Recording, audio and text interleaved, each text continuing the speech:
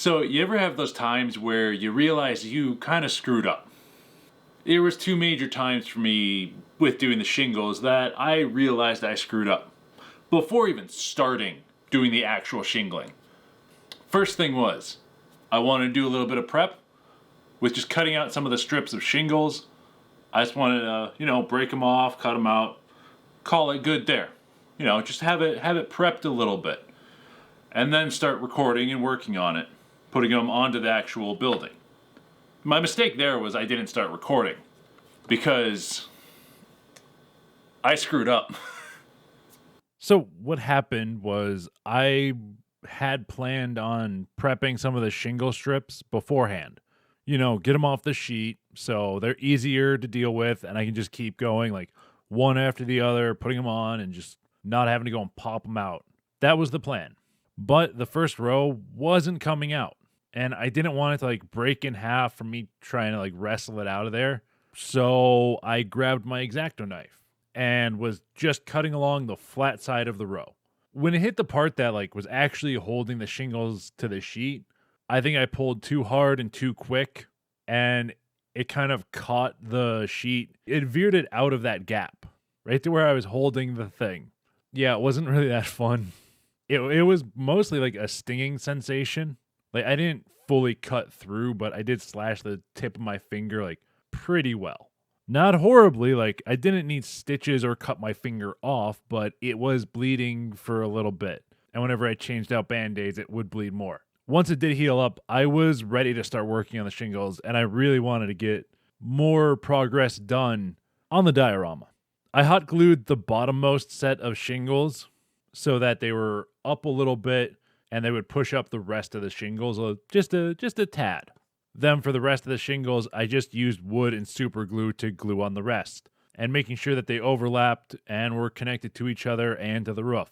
And I'm just going to montage through getting all of the shingles put onto this thing because it took a bit.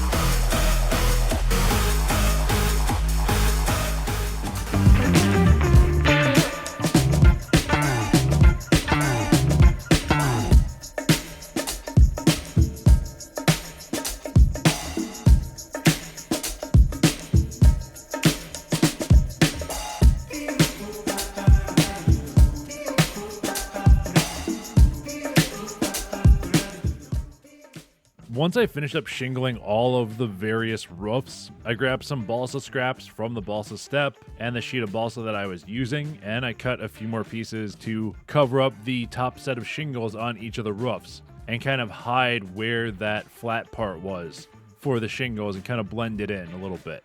Finally, I painted the pipe that was coming out of the house's roof. Started with a bluish green, like the patina that you see on copper pipes once they start to like kind of get some age into them. Then I covered a lot of it with the copper paint provided from the box. And this is just the start of the painting.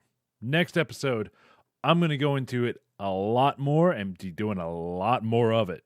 I hope that you guys enjoyed this quick, very repetitive step and video. And if you did, and you would be so kind, please do all of the algorithm stuff. Like, subscribe, turn on that notification bell, all that stuff. And also, have a royal day.